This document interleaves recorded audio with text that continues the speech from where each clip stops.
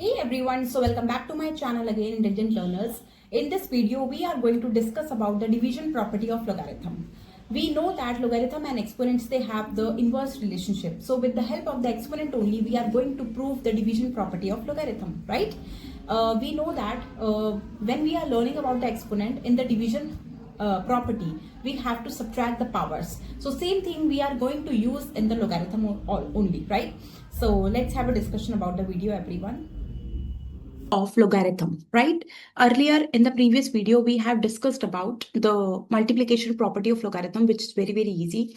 Now we have to work out for the division property of log. Now we know that if I will write 2 with the power 3, that is equals to 8 because it is 2 times 2 times 2. It means 2 is repeating 3 times and the answer will be 8 in multiply obviously, right? So similarly, this is the exponent form, everyone. So this is the base that we have.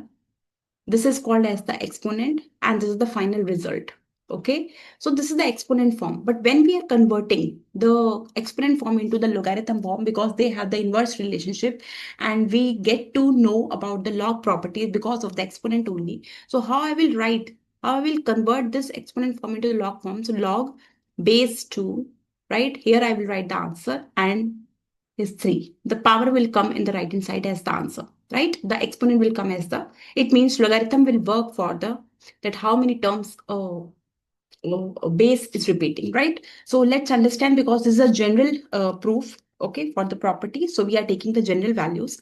So let's say if I have taken a raised to the power x, that is equals to m I have taken, and a raised to the power y I have taken as n, okay? If I will convert both the exponent form into the log form, so I know that log, here the base is a, log base a, m, that is equals to x, okay? This is the first thing. Then log base a n, that is equals to y. This is the second thing that we have, okay? The second conversion of the exponent into log form. Now after that, what we have to do?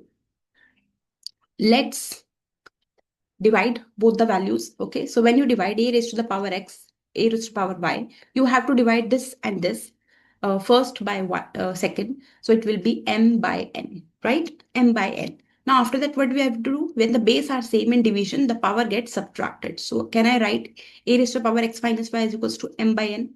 Now if you try to convert, this, because this is the exponent form, that a raised to the power something that is equals to thing. If I will convert this into the log form, then how I will write it? It's very simple, everyone. Please see it, that log base, here the base is a only, base a, the answer which is m by n, that is equals to x minus y, right? You know that this is the form. Now log base a, m by n, that is equals to, what is the value of x we got from the very first exponent form when we convert it into the log form? We know that log base m, log base a m minus log base a n, okay? So this is the final property, the division property of the logarithm, okay? In which if we are dividing this, so we have to subtract the logs, okay? Subtraction is there. In multiply, we have the plus, and in division, we have the minus. So this is the very small proof, everyone.